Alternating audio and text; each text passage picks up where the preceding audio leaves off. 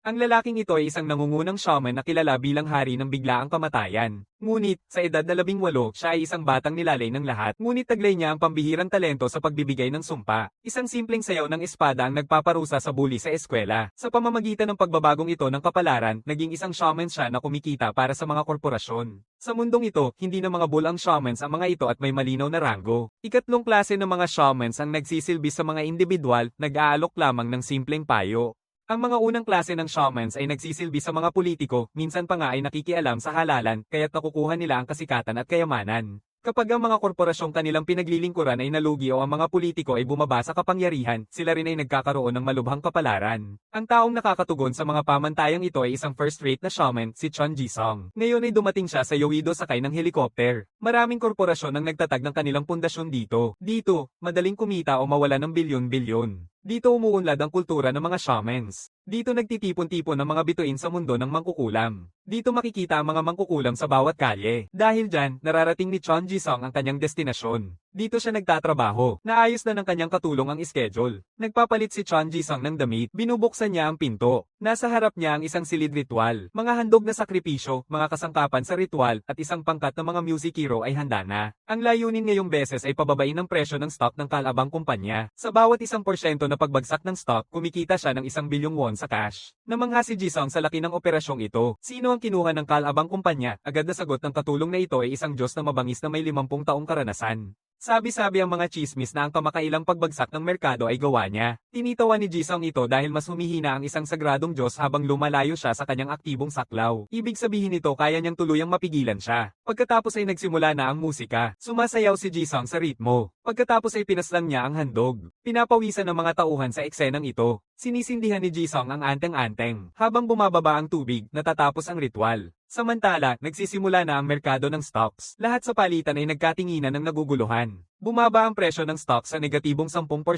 Isang lalaki ang nakakaalam na natalo ang shaman ng kanyang kumpanya, natalo ng hari ng biglaang kamatayan. Tulad ng inaasahan, ang shaman na kanilang kinuha ay naipadala na sa ospital. Si Chun Jisung ay isang profesional na shaman na kumikita para sa mga korporasyon. Ngayon, ito ang kwento kung paano siya naging pinakamahusay sa industriya. 7 taon na ang nakalipas sa nayo ng Moon, naninirahan si Jisung at ang kanyang lola sa isang sirang dambana. Noong kanyang kabataan, siya ang pinakamakapangyarihang manghuhula dito at medyo mayaman. Ngunit ngayon ninakaw na ng mga anak niya ang lahat ng kanyang ari-arian. Ngayon si Jisung, ang hindi gustong anak ay nakatira lamang kasama ang kanyang lola. Sa panahon ng kanyang high school, nagkaroon ng demensya ang lola ni Jisung. Mula noon, inaalagaan niya ito. Handa na si Jisung umalis papuntang paaralan. Nang makita niyang malalit na siya, nagmadali siya at nakarating sa paaralan. Hindi pa doon natatapos ang kanyang swerte. Isang hakbang na lang ang layo, ang nakikita niya ay nagpapatigil kay Jisung. Ang kanyang mesa ay napuno ng red bean porridge. Ang grupo na nananakit sa kanya ay nag-uusap at nagtatawanan sa malapit. Pampublikong binabati pa siya ni Kim Jae-hyun, ang bully sa paaralan. Ngayon ang araw ng solsticio ng taglamig. Bumili ako nito ng espesyal na ginisang munggo para sa'yo. Hindi siya pinapansin ni Jisung. Lumapit siya upang linisin ang kanyang mesa ngunit biglang itinulak siya ni Kim Jae-hyun papunta sa mesa.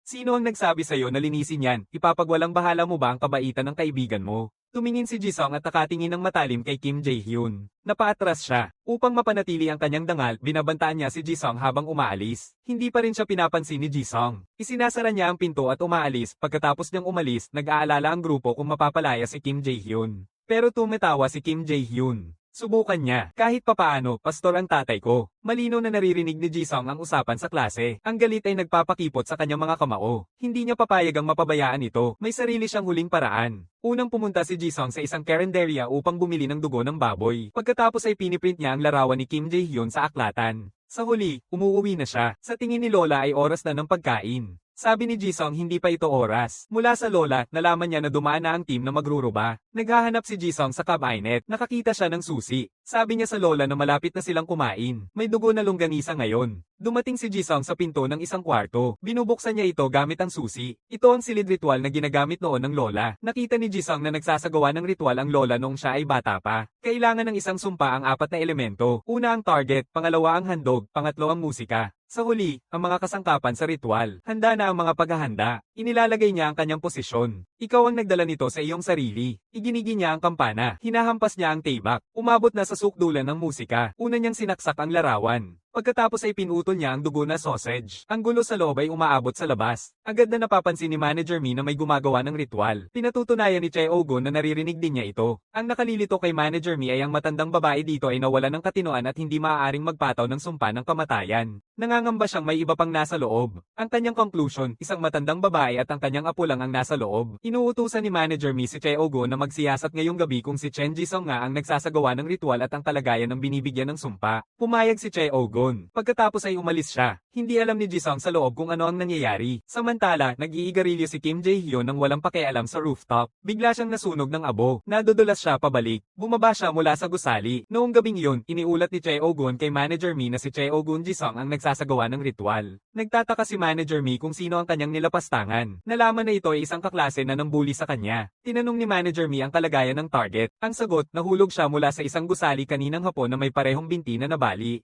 Nagpasya si Manager Mi na kailangan niyang kunin ang talentadong mangkukulam na ito. Noong gabing iyon, binuksan ni Jisung ang pinto at natagpuan niya. Pumunta si Manager Mi para hanapin siya. Naguguluhan si Jisung sa mga bisitang dumating ng ganitong oras. Akala niya nandito sila para sa lola. Pero sinasabi ni Manager Mi na hinahanap siya ni Jisung. Nabibighani si Jisung habang nagbubulungan ng dalawa sa harap niya. Pagkatapos ay binibigay nila sa kanya ang pera. Akala ni Jisung na nandito sila para ipakita ang kanilang kayamanan. Sinusubukan niyang paalisin sila. Ngunit hinawakan siya ni Manager Mi. Gusto ni Manager Mi na bumili ng isang oras ng kanyang oras sa 20 beses na minimum na sahod. Nauupo sila sa labas ng isang tindahan ng convenience. Nagreklamo si Manager Mi na walang coffee shop sa kalye, kaya hindi alam ni Jisung kung tatawa o iiyak. Tinanggap niya ang soda. Kaya bakit binibili mo ang oras ko? Hindi inaasahan. Tuwirang sinabi ni Manager Mi na si Jisung ay nagbitaw ng sumpa ng kamatayan ngayon. Ipinaalam niya ang kalagayan ni Kim Jae-hyun. Nang marinig ito, nag-aalalang ipinagtatanggol ni Jisung ang sarili niya. Nagsusumamo siya ng hysterical na si Kim Jae-hyun ang may kasalanan una, pero wala nang pakialam si Manager Mi tungkol dyan. Hindi niya kinagigiliwan ang mga bagay na ito. Ang gusto niya ay ang talento ni Jisung. Ayaw ni Jisung ng gulo kaya tinanggihan niya ang alok ni Manager Mi. Nang marinig ito, tinakpan ni Manager Mi ang kanyang bibig. Binibigyang diin niya na siya ang employer. Tumahimik ka at makinig. Hindi niya hinihiling na sampay niya ang mga tao, kundi ang mga korporasyon. Hindi niya akalain na maaaring mab-anal ang mga korporasyon. Ipinaliwanag ni Manager Mi na kapag binasbasa ng isang dambana ang isang korporasyon, ito ay yumayaman. Sa kabilang banda, kung maipapadala ang sumpa ng kamatayan, nagkakaroon ng mga problema. Kaya pwedeng kumita sa pamamagitan ng paghula sa presyo ng stocks. Kaya naman, ang mga korporasyon ay umaarkila ng mga mangkukulam. Handang-handa silang magbayad ng bilyon-bilyon. Si Manager Mi ay isang tagahanap ng talento para sa mga shamans. Tama ang kanyang pagtataya sa kakayahan ni Jisung. Tinitigan ni Jisung ang business card. Nais niyang maging isang shaman na nagkakahalaga ng bilyon. Kahit iilan lang ang makakamit nito, gamit ang perang iyon, maaari niyang mapadala ang lola sa isang magandang nursing home. Lisa na ang lugar na pwedeng burahin anumang araw. Huwag nang mag-alala tungkol sa pera sa 18 at ipakita sa mga nagbitiw sa kanya. Di nagtagal, nagpasya siya. Tinanong ni Manager Mi ang kanyang desisyon. Sinasabi ni Jisung na kailangan niya ng pera. Nang marinig ito, huminga si Manager Mi ng maluwag. Pagkatapos ay nais niyang dalhin si Jisung para sa isang pagsusulit. Hindi inaasahan ni Jisung ang ikalawang balakid. Ipinaliliwanag ni Manager Mi na hindi niya basta-basta maibibigay ang mataas na sahod na trabaho ng walang bayad. Kailangan niyang mapatunayan ang iyong kakayahan. Binibigyan niya si GL Gun ng senadorias na kunin ang sasakyan. Hindi masasayang ang pagsusulit. Babayaran si Jisung ng 3 milyong won para sa 6 na oras. Kinakalkula ni Jisung na talaga ay 3,009,000 won. Nang marinig ito, ngumingiti si Manager Mi ng may kasiyahan. Sa sasakyan, nais ni Manager Mi na maunawaan ang paraan ng sumpa ni Jisung. Kaya tinanong niya siya, ano ang 3 elemento mo para sa sumpa? Jisung ay sumagot, ang handog ay dugo na sausage. Nagulat si Manager Mi nang marinig ito. Yung musika ay isang death metal lang na pinili ko lang sa YouTube. Yung pananalangin ay isang lola ang ginamit noon. Hinding-hindi inaasahan ni Manager Mi na kayang sirain ni Jisung ang mga binti ng isang tao gamit ang ganitong kalasong paraan. Kung kahit isang elemento lang ang naihanda ng maayos, patay na sana yung lalaki. Hindi maiwasang magalak ni Manager Mi ng lihim. Akala ni Jisung na may nagawang mali siya. Gaganapin ang ritual ngayong gabi. Pangungunahan nito ni Jisung. Una, ang isasakripisyo ay isang patay na baka. Ang musika ay galing sa isang death metal band. Sa huli, ang kasangkapan sa ritual ay isang anti-gang bagay na kanilang ay rentahan. Di nagtagal, nakarating sila sa kumpanya. Sa harap nila ay isang kahangahangang silid ritual na hindi pa naranasan ni Jisung dati. Ipinaliliwanag ni Manager Mi na dito mo ipapakita ang iyong kakayahan ngayong gabi. Akala ni Jisung na maliit lang ito, ngunit ngayon napagtanto niyang ito ay isang tunay na ritual. Itinuturo ni Manager Mi, simula na ang pagbato ng sumpa. Ito ay isang chat app na tinatawag na Stop Loss Talk. Sa esensya, ito ay isang software para sa pamamahala ng masalimuot na ugnayan sa pagitan ng mga tao. Ito ang target ni Jisung ngayon. Pero mukhang lubos siyang nalilito. Hindi niya maintindihan kung bakit ipinapakita sa kanya ang advertisement na ito. Ipinakikilala ito ni Manager Me sa kanya, isang social app na naging viral sa Generation Z na may 6.2 milyong rehistradong gumagamit. Sa mga kamakailang inilunsad na chat app, ito ay kakaiba sa lahat. Ang nakakalito kay Manager Me ay hindi alam ng batang ito kahit ang tungkol dito. Kahit na naiinis, hindi pa rin maintindihan ni Jisung kung bakit niya kailangang makita ito. Sabi ko na nung pumasok tayo, iisa lang ang layunin. Magpaparusa ka para bumaba ang presyo ng stock nito. Iyan ang pagsusulit. Nakikita ang kabagalan ni Jisung, duda si Manager Kim sa kakayahan ni Jisung. Talaga bang makakapasa ang batang ito sa pagsusulit? Matapos lahat, tumaas ng buong 33% ang presyo ng stock ng parent company ng stop-loss stock, ang Sony Tech, sa aktwal na paglulunsad nito kahapon. Kaya naniniwala si Manager Kim na kulang si Jisung sa kakayahang ito. Pero kung gusto niyang makipagsabayan sa mga pinakamahusay na mangkukulam, kailangang maabot ang antas na ito. At huwag mong maliitin si Jisung. Niligtas ng lola niya ang buhay ko noong ako'y malapit ng mamatay sa sakit. Maniwala kang dumadaloy ang mga himala sa dugo. Pagkatapos ay hinihikayat niya si Jisung na magsimula. Tinitigan ni Jisung ang kasangkapan sa ritual sa kanyang mga kamay. Wala siyang ideya kung paano isasagawa ang ganitong kalaking ritual. Maliban sa paghihiganti, hindi pa siya nakagawa ng ritual dati. Pero hindi siya pwedeng umatras. Ang kanyang realidad ay isang bangin na walang paraan pabalik. Maaari lamang siyang subukan. Nagsimula ng gumalaw si Jisung. Nagsimula ng tumugtog ang musika. Ang bass player ay hindi nakakaintindi ng mga ritual. Pero nakikita niya na hindi makasabay si Jisung sa ritmo. Kitang-kita ang kanyang may kasalanang ekspresyon habang papalapit siyang pabagalin ng tempo para matulungan si Jisung na makahabol. Tinanong ni Manager Me si Chilgun kung nakakaramdam siya ng panginginig. Malinaw na hindi. Kumusta ang temperatura sa kwarto? Hindi rin ito nagbago. Dahil dito, nagpasya si Manager Kim na alisin si Jisung. Tumakbo si Manager Me pasulong. Hinampas niya ng malakas si Jisung sa mukha. Nais sanang itanong ni Jisung kung bakit, pero sabi ni Manager Me ng galit, nandito ka para ipakita ang iyong kakayahan, hindi para magpasikat. Inosenteng sabi ni Jisung na sinunod niya ang mga hakbang. Ano pa ang gusto niya? Wala nang masamang hangarin ang sumpa na ito. Ang sumpa na ibinigay mo sa iyong bully ay may kaunting puot na pumatay. Ngayon, mas maganda na ang mga kondisyon. Walang halong pumatay kailanman. Nagsusuka si Jisung sa sobrang hysterical. Wala siyang dahilan para magmura sa isang korporasyon at wala rin siyang karanasan. Paano siya makakapagsalita ng tama? Sa totoo lang, madali lang. Ipagtuon mo lang lahat ng negatibong emosyon mo sa isang punto at ilabas mo. Malinaw na hindi naiintindihan ni Jisung. Nagpapatuloy si Manager Me. Ang iyong paghihiganti sa mga magulang na nag-iwan sa iyo. Ang iyong kawalang sigla na hindi magawang alagaan ang iyong nag-iisang pamilya. Ang iyong pagkabalisa dahil sa problema sa pera. Ang iyong paglayo mula sa mga kaibigan dahil wala kang pera at magulang. Ang galit mo sa pagtitiis ng matagal na pambubuli. Kung hindi pa ito sapat, idagdag mo pa ang kahihiyang nararamdaman mo ngayon. Muling maglabas ng sumpa, kahit galit na galit. Ang pinakagagalit kay Jisung ay totoo lahat ng sinabi ni Manager Me. Nais ni Jisung na patunayan ang kanyang sarili at samantalahin ang pagkakataong ito kaya seryoso na siya ngayon.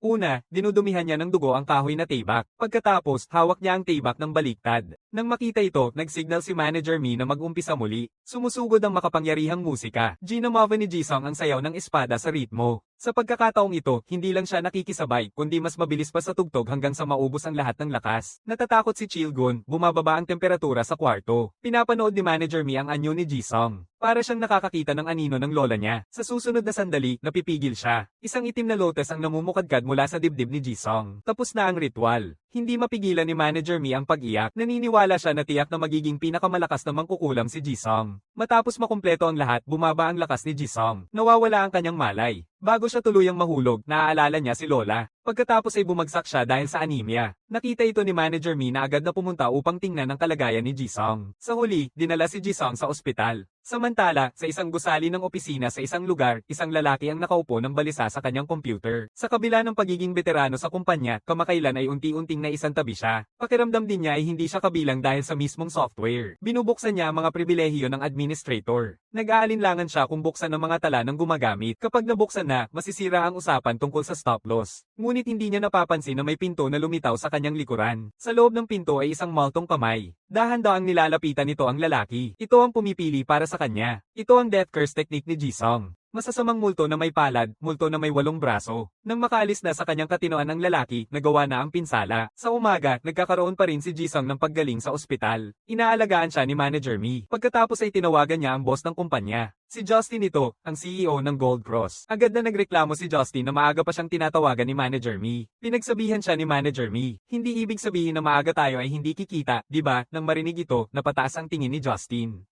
Tinanong niya si Manager Me tungkol sa mga detalye. Inutusan ni Manager Me si Justin na mag-short sa Sony Tech kapag nagbukas ang merkado. Nagtataka si Justin. Patuloy na tumataas ng maayos ang presyo ng Sony Tech ngayon. Ngunit sa pag-iisip muli, hindi tatawag si Manager Mi nang walang kumpiyansa. Tinanong ni Manager Mi tungkol sa likidong yaman ng kumpanya. Ang sagot ay nasa humigit kumulang $8 bilyon, isa. Nang marinig ito, sinasabi ni Manager Mi na ito ay masyadong maliit. Halos hindi makapaniwala si Justin. Higit pa sa sapat ang $8 bilyong para sa isang short sale. At hindi pa nga ako pumapayag. Ang pag-short sa tuloy-tuloy na tumataas na stock ay nangangailangan ng pag-iingat. Nang marinig ito, inilalagay ni Manager Mi ang kanyang $2 bilyon, isang bonus sa katapusan ng taon, ngunit hinihiling na taasan ang komisyon sa 10%.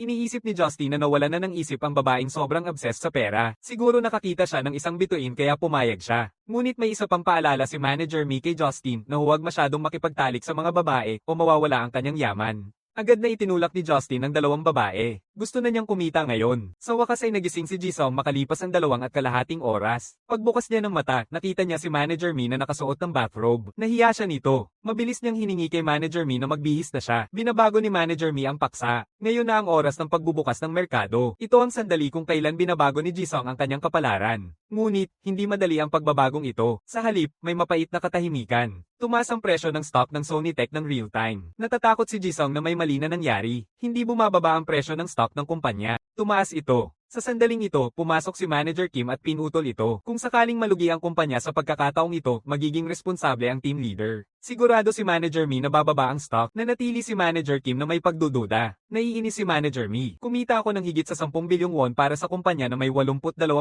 na tagumpay. Sigurado akong bababa ang stock bago magsara ang araw. Kung may kawalan, ako ang tatanggap ng buong pananagutan. Sabihin niyo sa board na huwag silang matakot. Naramdaman ni Jisung ang hapdi kahit hindi siya ang may kasalanan. Hindi niya maintindihan kung bakit nananatiling matatag ang babaeng ito. 2 minuto at kalahati ang lumipas, nagsimula ang punto ng pagbabago. Ang pababang trend ay naging mas malinaw hanggang sa tuluyang bumagsak. Hindi sigurado si Jisung kung nagtagumpay ito. Pero ang ekspresyon ni Manager Mi ay nagsasabi ng lahat. Lahat sa palitan ay nagkagulo. Walang nakakaalam kung ano ang nangyari. Sinasabi ng mga chismis na nagsimula ng magbenta ang mga inside. Sa sandaling ito, isang lalaki ang pumukaw sa pansin ng lahat. Nabunyag ang balita na isang developer ang hindi autorisadong nagbukas ng login logs. Nagkumpulan ng lahat. Ipinapakita ng screen ang nahack na bersyon ng stop loss stock. Kumalat na ang balita. Ang salarin sa lahat ng ito ay tumakas sa ibang bansa sa mismong araw na iyon. Kasunod nito ang malaking pag-alis ng mga gumagamit. Halos 1 milyon na gumagamit ang nagtanggal ng kanilang account noong araw na iyon. Nawala ng kredibilidad ang software para sa pamamahala ng masalimuot na relasyon. Ang presyo ng stock ay nagkaroon ng 3 sunod-sunod na pagbagsak. Wala na itong halaga ngayon. Tinitingnan ni Jisung ang balita. Maingat niyang tinatanong kung nagtagumpay sila. Hindi inaasahan ni Manager Mi na kayang sirain ni Jisung ang isang kumpanya sa pamamagitan lang ng isang sumpa ng kamatayan.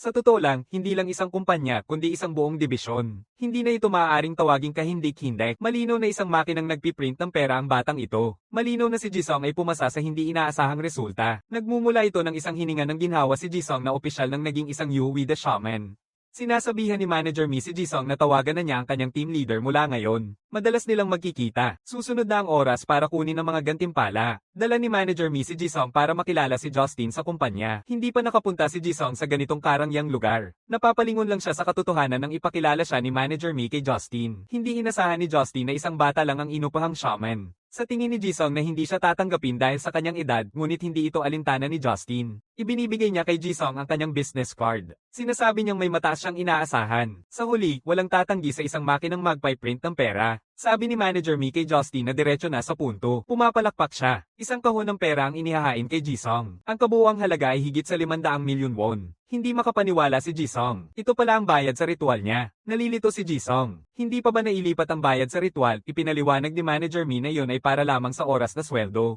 Ito ang komisyon. Kinukuha namin ito dahil sa iyo, kunin mo na lang bilang bahagi mo. Nang marinig ito, nanlaki ang mata ni Jisung sa gulat hanggang sasabihin ni Manager Mi, kung ayaw mo, ibigay mo na lang sa akin. Hinahawakan niya ang kahon. Hindi pa siya nakakita ng ganitong kalaking pera sa buong buhay niya. Kailangang maingat na planuhin ang bawat piraso ng pera. Minsan pa nga, utang pa siya sa pagkain. Kaya kailangan niya ng oras para may proseso ito. Sinabi ni Manager Mi kay Jisung na manatiling kalmado. Tutulungan siya ng kumpanya na kumita pa ng mas malaki sa hinaharap. Bago umalis, sinabihan ni Justin si Jisung na huwag siyang agawin. Handa siyang magbayad ng mas malaki. Matapos mahipo ang pera na hindi pa niya nararamdaman sa buong buhay niya. Alam na ni Jisung kung saan niya ito gagastusin una. Dinala ni Jisung ang lola sa isang barbecue restaurant. Habang kumakain, binanggit niya ang bahay pangangalaga. Tinanong ni Lola, hindi ba sila magbibigay ng isang pagkain lang araw-araw tulad mo? Hindi alam ni Jisung kung tatawa o iiyak siya. 5 pagkain na kasama na ang merienda. Maaari kitang dalhin doon bukas. Hindi ito malayo sa bahay. Pwede kitang bisitahin araw-araw. Sinasabi ni Lola kay Jisung na huwag nitong sabihin ng mga bagay na hindi niya maintindihan. Ipinapangako ni Jisung na bibigyan niya ng mas magandang buhay ang lola niya. Nasaksihan ito ni Manager Mi. May mataas siyang pag-asa kay Jisung. Iniisip din ni Chilgun na siya ay iba sa ibang mga mangkukulam. Lubos na mabait. Sana'y makamit ni Jisung ang tagumpay ni Manager Mi. May kakaibang hindi maipaliwanag na pagkagusto siya sa kanya. Agad na kumalat ang balita tungkol kay Jisung na winawasak ang isang kumpanya sa ibang shamans. Siya ay si Lee Tashua, ang punong mangkukulam ng Osong Finance. Kinabukasan, dinala ni Jisung ang lola sa nursing home upang tapusin ang mga papeles. Matapos bayaran ng 2 taon sa nursing home, natitira ang 400 milyong won. Parang hindi ito totoo para kay Jisung. Hindi pa niya naranasan ang ganitong kayamanan, hindi niya alam kung paano ito gagamitin. Tinanong ni Manager Mi si Jisung kung ano ang gagawin niya sa pera. Gusto ni Jisung na bumili muna ng tirahan. Pagkatapos niyan, iminungkahi niyang ilagay na lang sa bangko ang natira. Manager Mi tumutol. Isang batang katulad mo na magdeposito ng ganitong kalaking pera ng sabay-sabay. Tama nga ba yan? Biglang nawala ang sigla ni Jisung. Pinipilit ni Manager Mi na turuan si Jisung kung paano gumastos ng pera, ngunit hindi ito maintindihan ni Jisung. May iba pang paraan ba para gumastos ng pera? Baka hindi maraming paraan para kumita, pero walang katapusang paraan para gastusin ito. Una ang usapin sa tirahan. Sa simula, inisip ni Jisung na masyadong marangya ang manirahan mag-isa. Binabantaan ni Manager Mi si Jisung kung magtitipid ka sa iyong tirahan, baka mapunta ka sa isang psychiatric ward. Ayaw ni Jisung na gugulin ang natitirang buhay niya sa isang mental hospital. Susunod ay ang pagbili ng mga kasangkapan sa bahay at mga gamit pang ritual. Dumating sila sa isang tindahan ng anti-gang bagay. Inilalakad ni Manager Mi si Jisung sa may-ari ng tindahan. Nakikita ng may-ari ng tindahan ang nakamamatay na aura sa paligid ni Jisung. Alam niya ang kanilang layunin sa pagdating. Palaging maganda ang paningin mo, sabi ni shop owner, huwag na nating pag-usapan pa ang maliit na usapan. Magkano ang budget mo? Agad na sinabi ni Manager Mi na 100 milyon won. Hindi niya akalain na ganito kamahal ang isang ritual na kasangkapan. Para sa pangmatagalang paggamit, kailangan ganito ang antas nito. Pagkatapos ay naglabas ang may-ari ng tindahan ng isang kahon. Nasa loob nito ang isang hanay ng mga kampanang hugis bungo. Agad niyang kinuha ito at sinuri. Ito ang kanyang unang personal na gamit sa ritual. Pinapayuhan ng may-ari ng tindahan si Jisung, huwag hayaang lamunin ka nito. Pagkatapos umalis sa anti-gang tindahan, tinanong ni Manager Mi si Jisung kung magkano pa ang natitirang pera. May humigit kumulang 150 milyon won na natitira. Gusto ni Jisung na mag-ipon ng kaunti para sa seguridad, pero kung walang puhunan, walang balik. Sinasabi ni Manager Mi kay Jisung na huwag mag-atubili. Nag-aatubiling pumayag si Jisung. Ang pangunahing prioridad ay ang assistant shaman. Mas may karanasan sila kaysa sa isang baguhang shaman tulad mo. Pinakamahalaga, kapag naubos na ang iyong lakas, maaaring pumalit ang assistant shaman. Ang babaeng ito ay ang diwata ng Mephistopheles, si Yurahi. Tumutol siya ng walang pag-aatubili kahit na ngayon ay swerte niya ay hindi maganda. Hanggang kamakailan, siya ang unang disipulo ng nangungunang mangkukulam na may sumpa sa Korea. Hindi papayag ang kanyang pagmamalaki na tumulong sa isang baguhan. Binibigyang diin niya na maayos ang kanyang negosyo, ngunit inamin ni Manager Mi ang katotohanan sa harap niya. Dali-daling umusad si Yurahi para kunin ang telepono. Agad na nag-aalok si Manager Mi ng malaki at mapagbigay na kabayaran, saka tinuturo si Jisung. Bagamat nag-aatubili, inilalabas ni Jisung ang ilang piraso ng pera. Ginagamit ni Manager Mi ang pagkakataon na ipakilala si Jisung. Sa huli, ang pagiging katulong ng pinakakilabot na mangkukulam sa Yoido ay hindi naman ganoong kasama, kaya pumayag na siya. Susunod ay isang driver at bodyguard. Itong lalaki ay si Choi Dae-ho, dating kapitan ng aksyon ng Iron Dragon faction. Tulad ng inaasahan, tumanggi siya. Muling ginagamit ni Manager Mi ang kapangyarihan ng pera. Tunay ngang walang problemang hindi masosolusyonan ng pera. Sa wakas, ang banda, yung dati. Lumalapit ang bases kay Jisung. Naniniwala siyang makakapagdulot si Jisung ng inspirasyon sa kanyang musika. Sana'y makatrabaho niya si Jisung ng matagal. Hindi na siya makakahanap pa ng hihigit pa rito. Sa loob ng sasakyan, ipinagpatuloy ni Manager Mi ang pag-uusap tungkol sa mga paalala. Nagpasalamat si Jisung sa kanya ng may hiya. Ipinagmamalaki ni Manager Mi na tinutulungan lang niya si Jisung para sa pera. Hindi kailangan ng pasasalamat sa negosyo. Isang huling biyahe, kailangang ayusin ni Jisung ang kanyang mga gamit. Hindi kapani-paniwala ang nakikita niya. Ang kanyang bahay ay naging isang dagat ng apoy. Nakapinta ang salitang ghost eyes sa pader. Alam ni Jisung kung sino ang gumawa nito. Hindi pa siya nakakakuha ng kahit ano. Sinasabihan ni Manager Mi si Jisung na maglabas pa ng isa pang sumpa. Kakatapos lang ba nating buuin ang grupo ngayon lang, kaya magpakitang gilas ka ulit sa sayaw ng espada.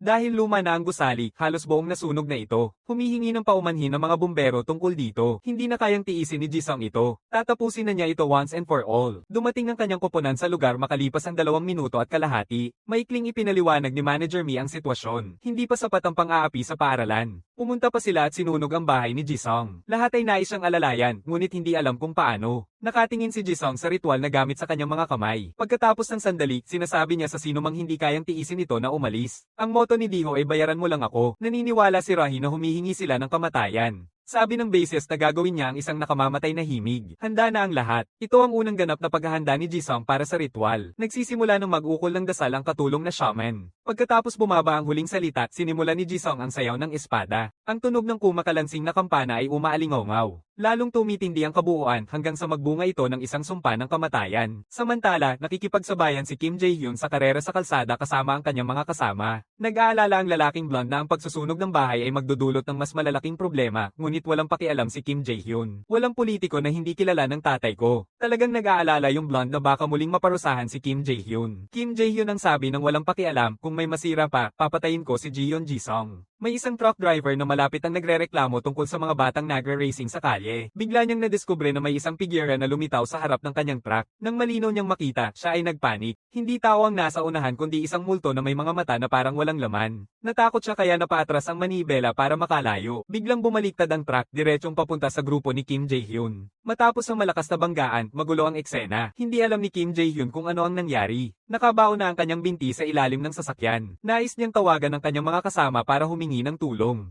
Sa sumunod na sandali, napapalaki ang kanyang mga mata sa gulat. Mukhang mas higit na iniisip ng kanyang mga kasama ang kanilang sarili. Ang tanging maaasahan niya ay ang teleponong nasa tabi. Habang sinusubukan niyang lumapit dito, napagtanto niyang nakapako ng husto ang kanyang binti sa motorsiklo. Sa sandaling iyon, umalingaw-ngaw ang tunog ng mataas na takong sa malayo. Agad na tumatawag si Kim Jae-hyun ng tulong. Lalong lumalapit ang tunog ng mataas na takong. Sa wakas, nakatayo na ang babaeng multo sa harap ni Kim Jae-hyun. Sa oras na ito, tanging sigaw niya na manatili siyang malayo ang kanyang magagawa. Pagkatapos ay inilalabas niya ang krus bilang huling pagtutol. Nang gigigil niyang sinasabi na siya ay anak ng isang pastor. Bago niya matapos magsalita, isang kamay na parang multo ang yamakap sa kanya. Hinawakan nito ang krus. Nang makita ang krus na bumabagsak sa abo sa harap niya, tuluyang nalulumbay si Kim Jae-hyun. Hindi niya inakalang magiging ganito katapang si Jisung. Patay na ang taong ng bully kay Jisung mula elementarya, pero nakakaramdam pa rin siya ng kaunting hindi komportable. Hindi niya pinagsisisihan. Nangako siyang hindi na muling huhusgahan o gagambalain ng sinuman. Para magawa ito, kailangan niya ng yaman at reputasyon. Kaya tinawagan niya si Manager Mi. Kailangan niya ng maraming trabaho ngayon. Walang pakialam kung aling kumpanya. Paulit-ulit na nagsasagawa ng ritual si Jisung at ang kanyang grupo. Sunod-sunod nilang winawasak ang ilang kumpanya. Sa panahong iyon, nakilala ang grupo ni Jisung bilang ang mangangabayo ng Yoido. Kumikita si Jisung ng bilyon-bilyong piso sa komisyon mula dito. Susunod na ang panahon para ibahagi ang mga gantimpala. Hindi na nag-iisa si Jisung. Pakiramdam ni Yorahi na hindi na siya gaanong tutol na tumulong sa isang baguhang shaman. Iniisip ni Choi Diho na mas madali ito kaysa maging gangster. Sa perang ito, pwedeng maglabas ng album ang banda. Nakita ni Manager Mi ang eksenang ito. Lumapit siya upang kunin ang kanyang bahagi. Nalilito si Jisung. Kailangan ba ni Manager Mi ng pera? Kahit mayaman o mahirap, ni minsan ay hindi iniisip ng tao na sapat na ang pera nila. Iniisip ni Jisung na isang sakim na demonyo siya. Mas may 50 beses na mas mayaman si Manager Mi kaysa sa kanya. Mukhang hindi siya nakapaghandog ng regalo kay Manager Mi. Galit na lumilingon si Manager Mi upang umalis, pero hinawakan ni Jisung siya. Sa totoo lang, may inihanda siyang regalo. Hindi siya isang taong walang pasasalamat. Pagkatapos ay nag-aalala niyang binabantayan ang reaksyon ni Manager Mi. Hindi inaasahang natuwa si Manager Mi. Siyempre, meron din para sa Chilgun, isang pares ng sunglasses. Kahit gaano kalaki ang kinita niya, hindi pa rin nakabili si Jisung ng bagong damit. Nag-alok si Manager Mi na imbitahan silang lahat sa inumin. Pumunta ang grupo sa isang bar. Umupo si Manager Mi sa tabi ni Jisung, ngunit wala na ang iba. Lumabas na hindi kayang tiisin ni Yorahi ang alak niya. Nagdulot siya ng gulo sa banyo at pinauwi ni Diho. Ang banda ay nagtungo sa kanilang rehearsal studio para ipagpatuloy ang party. Hindi umiinom si Jisung kundi soda lang, kaya hindi siya lasing. Nangyari na may something si Manager Mi na pag-uusapan ng pribado kay Jisung. Dahil dito, pumasok sa isipan ni Jisung ang iba't ibang imahinasyon. Malinaw na tungkol ito sa trabaho. Nang marinig ito, tila nag-aalangan si Jisung, ngunit hindi niya maintindihan kung ano ang pag-uusapan. Sa totoo lang, maganda ang naging performance ni Jisung hanggang ngayon. Ang problema, kumalat na ang pangalan mo. Ang mga institusyong pinansyal sa Yoido ay tinatawag kang shaman ng biglaang kamatayan at binabantayan kanila ng mabuti. Ibig sabihin, maaaring kailangang harapin ni Jisung ang iba pang mga shaman. Sinusubukan nilang protektahan ang presyo ng stock ng kumpanya mula sa epekto ng sumpa o tuluyang talunin ang mga sumpa ni Jisung upang mapataas ang presyo ng stock. Ginagamit nila ang mga kontra-ritual upang makipaglaban. Ang layunin ng lalaking ito ay ganito. Siya si Kim Woon-sok, ang strategic director ng Fibonacci Capital. Gold Cross ay nag-short sell ng mga stock na matagal nang pinag-iinveste ng kanyang kumpanya, kaya kailangan ng kanyang kumpanya ang tulong ng Osong Finance para labanan ang sudden death shaman. Naging interesado si Lee Tae-hwa na sunod-sunod na winawasak ang ilang kumpanya. Ito ang gawain ng shaman ng biglaang kamatayan. Hindi sapat ang mga shamans ng Fibonacci kaya hiningi ni Kim Won-suk kay Lee Tae-hwa na magsagawa ng ritual. Gayunpaman, ang Lee Tae-hwa ay tumatanggap lamang ng mga proyekto na may partikular na sukat. Hindi niya tatanggapin ang ganitong klase, ngunit hindi niya iiwan ang isang kumpanya na matagal na niyang nakatrabaho, kaya magpapahiram siya ng isang shaman sa Fibonacci. Pagkatapos ay tinawag ni Lee Tae-hwa ang shaman. Ang napakalaking taong ito ang shaman para sa gawaing ito. Mukhang isang monghe na higit sa 300 libra ang timbang. Siya ang ikalimang upuan sa Osong Finance, ang Bodhisattva Gong Yonghua. Pagkatapos ay dumating siya sa isang Chinese na restaurant at nagsimulang magpakasaya sa pagkain. Para siyang kakain magpakailan pa man. Nangangapa si Kim Won-suk kung paano sisimulan ng pag-uusap tungkol sa trabaho.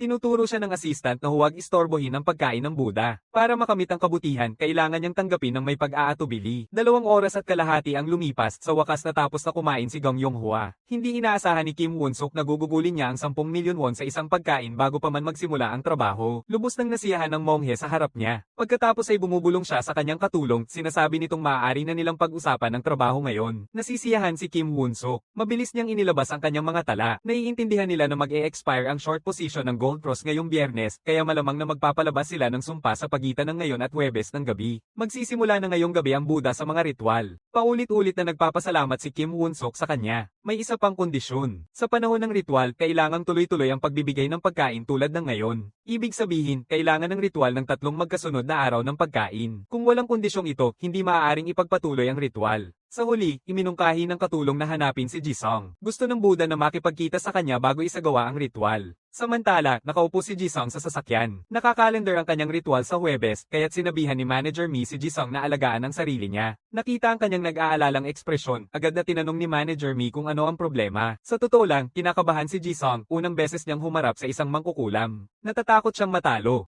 Sinasabi ni Manager Mi kay Jisung na manatiling kalmado siya. Bukod pa rito, wala pa siyang naririnig ng mga bulong-bulungan tungkol sa kontra-attack ng kalabang kumpanya. Huwag mag-alala sa mga bagay na hindi pa nangyayari. Magpakatino ka sa kalagayan mo. Sa sandaling ito, narating ni Jisung ang kanyang destinasyon. Naglalakad siya papunta sa bahay. Bigla siyang hinarang ng isang babae. Hindi niya maipaliwanag kung bakit sinabing gusto siyang makita ng Buddha. Nasa ilalim ng lupa ang lugar, sinusundan ni Jisung ang babae papunta sa garahe para imbestigahan. Binubuksan ng babae ang cargo ng truck. Nasa loob si Gong Yonghua. Hindi niya inaasahan na ang dambuhalang buo na ito ay tinatawag na Buddha. Tumango si Gong Yonghua sa kanyang assistant na lumapit sa kamuling bamulong sa tainga nito. Nais ni Jisung na magtanong, ngunit sinabihan siya ng assistant na manahimik. May mensahe ang Buddha na iparating. Unahin ang pagpapakilala. Isa ito sa 5 pinakamahusay na manghuhula niyo ito, ang Bodhisattva Gong Yonghua. Nandito siya upang ipaalam kay Jisung kung sino ang kanyang kinakaharap sa pagkakataong ito. Ito ang mismong binanggit ni Manager Mi. Ito ang kanyang unang pagkakataon na makatagpo ng ganitong sitwasyon. Sinabi ng katulong na sumuko na siya sa trabaho, mayabang na sinabing hindi siya katanggap-tanggap ni Jisung. Higit na malawak ang karanasan ng Buddha kaysa sa anumang meron si Jisung. Pero dahil ang Buddha ay tagapagtaguyod ng kapayapaan, binibigyan niya si Jisung ng pagkakataong umatras. Kung susuko si Jisung ngayon, bibigyan siya ng Buddha ng ilang ginto bilang regalo. Bago matapos, hinugot ni Gong Yonghua ang ginto mula sa kanyang tiyan at itinapon ito kay Jisung. Naguguluhan si Jisung sa ginawa nito. Biglang may isang boses na hamarang sa kanila.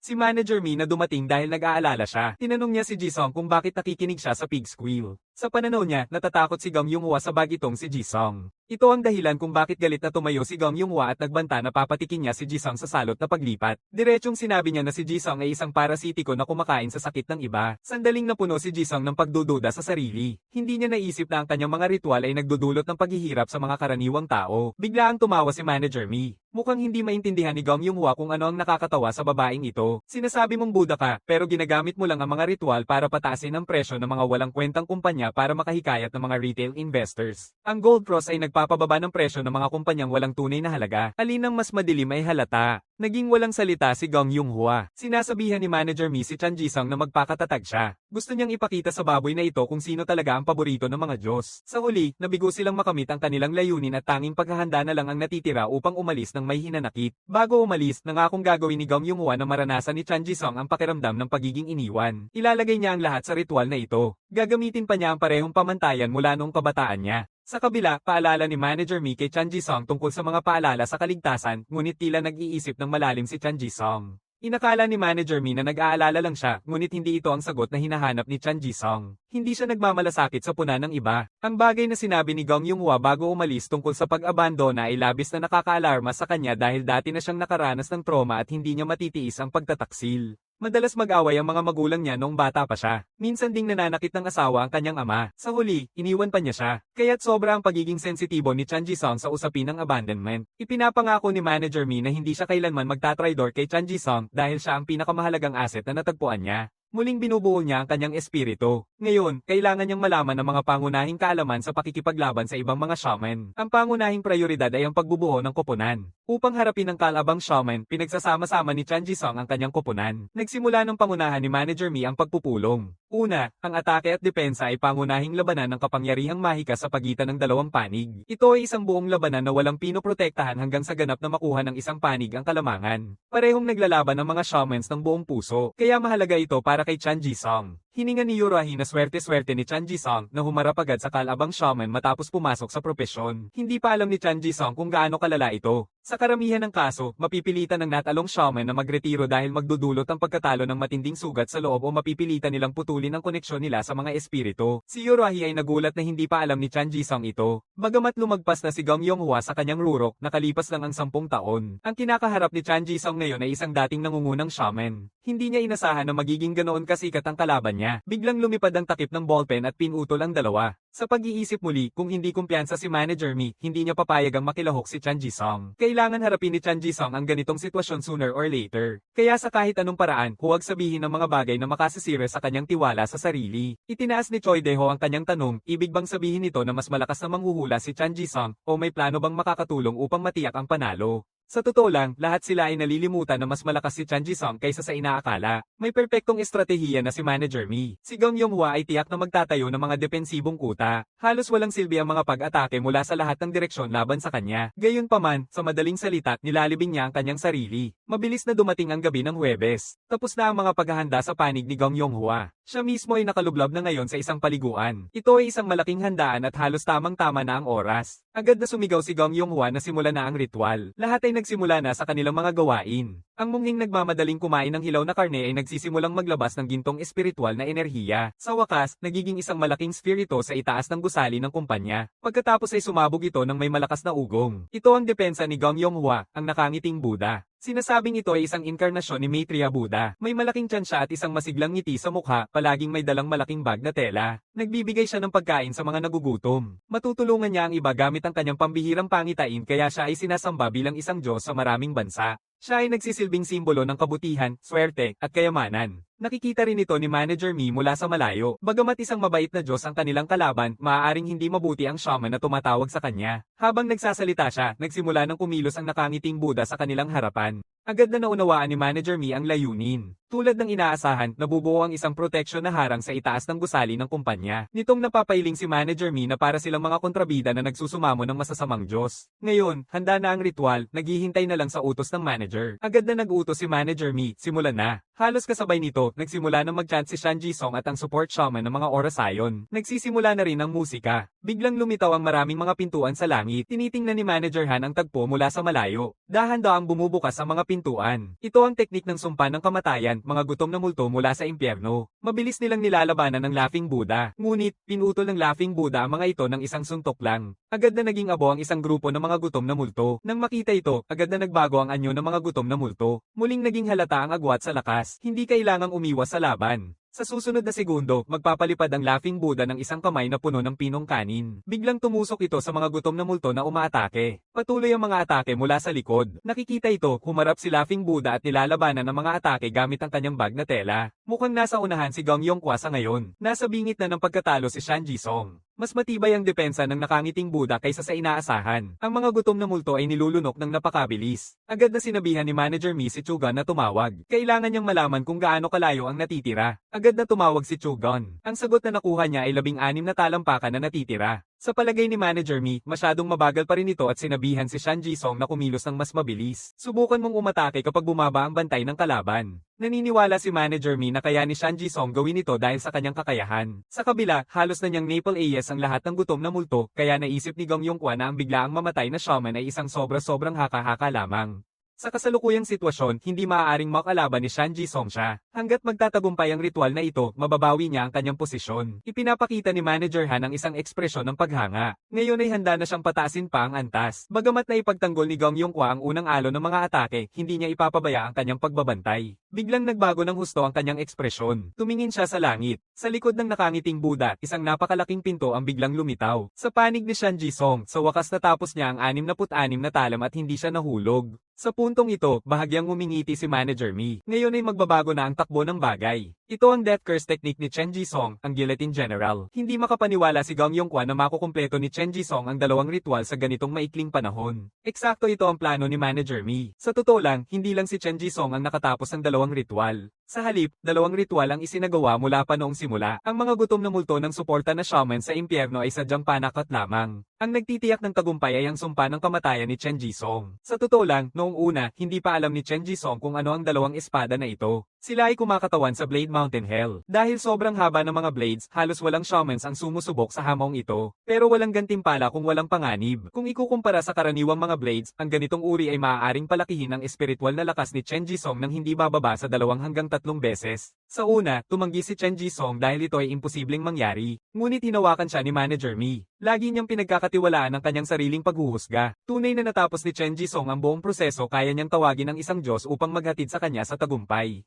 Sa susunod na segundo, matapang na nagsimula si Chen Ji-song ng isang atake. Ang epekto ng galit ay direktang niyayanig si Gong Yonghwa. Hindi pa rin alam ni Manager Han kung ano ang nangyayari. Sa sandaling ito, nakataas na ng general ang kanyang gulok. Hinaampas niya ng mariin ang blade sa Laughing Buddha. Nang makita ang atake ng napakalapit, naaalala ni Gong Yonghwa ang dahilan kung bakit hindi siya maaaring talunin. Naririnig niya ng malinaw ang mga usapan sa labas ng pinto. Ngayon ay humaharap siya sa isang krisis. Dahil sa halos lahat ng sakit na dulot ng labis na katabaan, handa nang magbitiw sa trabaho ang kanyang mga tauhan. Galit na naghahanda si Manager Han na harapin sila, ngunit pinigilan siya ni Gong Yonghwa. Hindi siya naniniwala na magbabago ang kanilang isipan. Patutunayan niya ang kanyang sarili sa pamamagitan ng kanyang kakayahan. Kung mabibigo ang ritual na ito, papalayasin siya. Kaya sa harap ng matinding ataking ito, tanging magpapakasaya at lalaban lang si Gong Yonghwa. May katotohanan siyang hindi talaga pwedeng matalo. Agad niyang iniutos kay Manager Han na lalakihan pa niya ang kanyang puhunan. Ito ang nag-aalala kay Manager Han tungkol sa kanyang kalusugan. Ngunit sa puntong ito, wala nang atrasan. Kinakailangan lamang ni Manager Han na tanggapin ito ng may pag-otob. Sa kasalukuyan, umabot na sa kasukdulan ang laban. Ngunit ayon sa alam ni Manager Mi, hindi kayang tumagal ni Gong Yonghwa ng ganito katagal. Tila kailangang pagsamahin ng dalawang ritual upang tapusin ang laban. Sa kabilang banda, ipinapasa ni Choi Dae-ho ang mensahe kay Chen Ji-song. Sa oras na ito, nagsusumigaw na si Chen Ji-song. Gayunpaman, matapang niyang inilunsad ang isa pang atake. Nag-aalala si Choi Dae-ho sa kalagayan ni Chen Ji-song. Pero kahit ano paman, kailangan niyang magpatuloy. Hindi siya pwedeng huminto dahil may mga kasama siyang nagsakripisyo ng sobra para dito. Ngayon nagsisimula na ang pagsasanib ng ritual. Muling kinukuha ni Chen Ji-song ang kanyang mga kasangkapan sa ritual. Ang tagapagsuporta na shaman ang nangunguna sa pagbigkas ng salawikain, kasunod ang musika. Sa huli, muling tumatapak si Chen Ji-song sa mga blades. Ito ang nagbibigay sa kanya ng kakayahang maglabas ng makapangyarihang puwersa. Ganoon din sa panig ni Gong Yonghwa, muling nagharap ang dalawang panig. Ngayon, ang laban ay naging isang purong paligsahan ng espiritual na lakas. Hayaan nilang makita kung sino ang mas paborito ng mga Diyos. Ang shaman ng suporta sa panig ni Gong Yonghwa ay tuluyang nauubos na. Ngayon ay hindi niya matatalo si Chen Ji-song. Tanging pagdating ng bukang liwayway ang magbibigay ng pagkakataon. Sa isang panig ay ang sumisikat na bituin na tinatawag na biglaang kamatayan na shaman. Sa kabilang panig ay ang elit ng industriya na kilala bilang Bodhisattva. Isa ay desperadong naghahanap ng kinabukasan, ang isa ay desperadong nagsusubok na maibalik ang nakaraang karangalan. Ngayon ang sandali upang matukoy ang panalo. Habang umaakyat ang araw sa ibabaw ng horizon, dumating na ang umaga. Nakita ito ni Manager Han at malapit nang bumalik upang ipaalam sa Bodhisattva. Gayunpaman, nanginginig na ang buong katawan ni Gong Yonghwa. Bumagsak siya at nawala ng malay sa lugar. Unti-unting nawawala ang tumatawang Buddha na kanyang tinawag. Pagkatapos, itinaas ng general ang dalawang espada. Hinahampas niya ang kalaban gamit ang dalawang enerhiya ng espada. Tapos na ito, si Lee Tae-hwa ay nakikita rin ng lahat mula sa malayo. Agad na nawala ng malay si Gong Yonghwa dahil sa tinamong backlash. Mabilis na bumaba si Han para hilahin siya. Kinailangan ng malaking pagsisikap para mailabas siya mula sa bat. Agad siyang nagsimula ng mga hakbang pang-emergency. Alam niya kung paano minamaliit ng lahat si Gong Yonghwa kahit na sinasabi nilang siya ay isang has-been o baboy. Wala siyang pakialam. Ang katapatan ni Manager Han kay Gong Yongkwa ay hindi walang dahilan. Bumabalik ito noong 3 taon ang nakalipas nang una niyang makilala si Gong Yongkwa. Noong panahong yun, hindi pa siya kasing taba ngayon ni Gong Yongkwa kahit na malaki pa rin ang kanyang gana sa pagkain. Kapag naglilinis si Manager Han, madalas siyang nagkakaroon ng kalat-kalat na gulo. Ito ay labis na nakasira sa kanya. Akala niya na ang pagiging sekretarya sa Asian Finance ay magpapabuti sa kanyang buhay. Hindi inaasahan, ang trabaho ay paglilinis ng basura para sa isang kalto na baboy. Kinabukasan, dumating si Manager Han para dalhin ang mga dokumento kay Gong Yongkwa.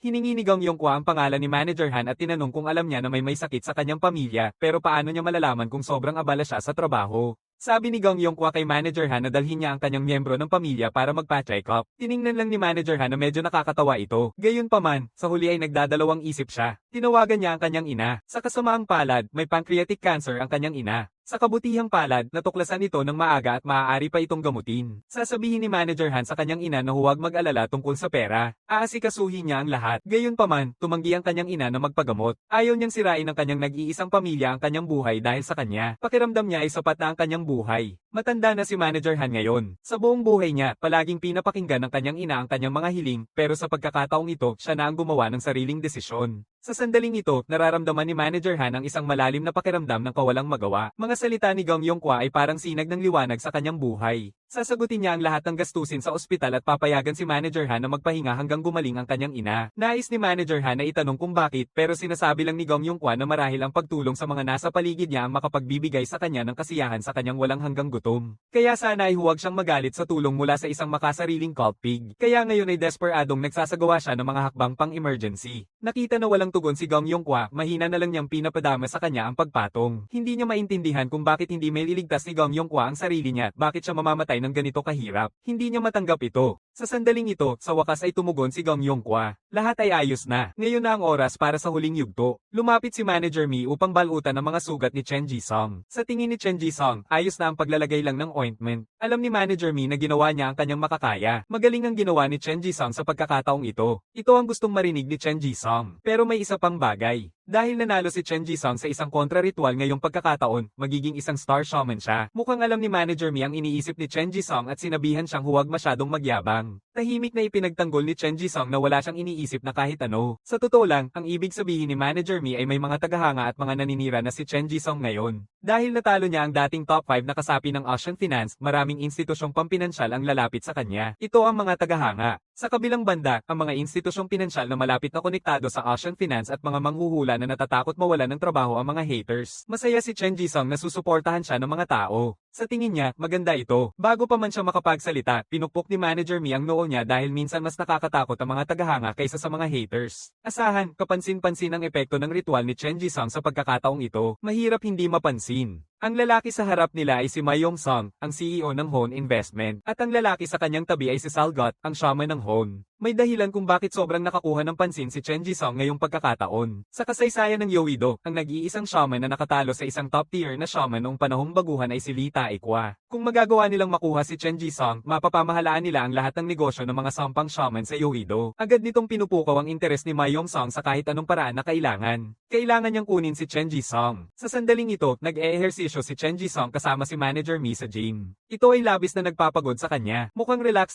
si Manager Mi. Ang kasalukuyang pagsasanay ay para maiwasan ang pagkahilo sa mga ritual. Sa ngayon, umaasa si Chen Jisung sa kanyang lakas ng loob para magtiyaga, pero kung sakaling may mangyaring aksidente, matatapos na ang laro. Nang marinig ito, hindi na nagrereklamo si Chen Jisung. Pero may isa pang bagay. Inutusan ni Manager Mi si Chen Jisung na manirahan kasama si Choi Dae-ho. Iniisip ni Chen Jisung na ilang araw lang ito, pero ang sagot ni Manager Mi ay walang takdang panahon. Medyo nalilito si Chen Jisung. Tinanong ni Manager Mi si Chen Jisung na mag-isip-isip, paano ka natagpuan ni Gong Yonghwa noong nakaraan? Tulad ng nabanggit dati, ang panalo sa isang account o ritual ay nagdadala sa iyo ng malaking kasikatan. Maaaring hanapin ka ng mga tao, kaya kailangan mong may kasama na magbabantay sa iyo buong magdamag. Kaya ano ang sagot mo? Sa anumang kaso, hindi tatanggapin ni Manager Mi ang isang negatibong sagot. Kaya naman, tinanggap niya ito. Kinabukasan, dumating si Choi Dae-ho sa bahay ni Chen Jisung kasama ang kanyang mga gamit. Tinanong niya kung nasaan ang kwarto niya. Inilaan ni Chen Jisung ang pinakaloob na kwarto para sa kanya. Ang masusing tingin ni Dae-ho kay Chen Jisung ay nagpaparamdam ng kaunting hindi komportable sa kanya. Ngayon ay nag-aalala siya kung magagawa niya bang makisama ng maayos sa dating kasapi ng gang. Ngunit sa lalong madaling panahon, mapagtatanto niya na walang saysay ang kanyang pag-aalala. Kinabukasan, naririnig ni Chen Jisung ang mga ingay mula sa kusina. Lumabas na inihanda na ni Daeho ang isang masaganang almusal. At nang kagatin ni Chen Jisung, natuklasan niyang hindi lang ito pang-arte. Bukod pa rito, marunong din maglinis ang kasapi ng gang na ito. Agad na naging kislap-kislap ang banyo. Sa daan ng biyahe papunta sa trabaho, nagbigay pa siya ng merienda kay Chen Jisung. Pag-uwi ni Chen Jisung mula sa trabaho, pagod na pagod, inimbitahan siya ni Daeho na uminom ng tsaa para magpahinga. Tinitingnan ng tsaa sa kanyang kamay, boses ni Chen Jisung ang tanong niya. Alam ba ni Daeho kung paano maglaba bago? Akala ni Daeho na nakakaabala siya kay Chen Jisung pero interesado lang siya. Lahat ng ito ay dahil may anak si Daeho. Hindi makapaniwala si Chen Jisung na kasal na si Daeho. Medyo hindi nagustuhan ito ni Daeho. Sa tingin ni Chen Jisung, kung kasal siya, hindi ba niya dapat balikan ang kanyang pamilya? Sabi ni Daeho, hiwalay na siya.